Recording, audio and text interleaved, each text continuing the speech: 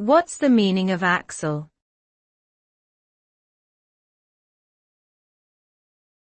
Axel.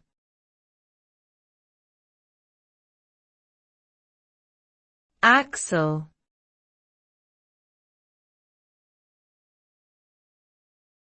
Axel.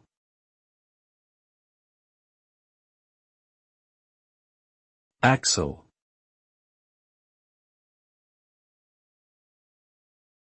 An axel is a figure skating jump that is executed by taking off from the forward outside edge of one skate and completing 1.5 rotations in the air before landing on the back outside edge of the opposite skate.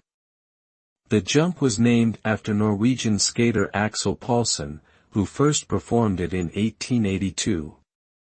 Successful execution of an axel requires a combination of technique, strength, and speed.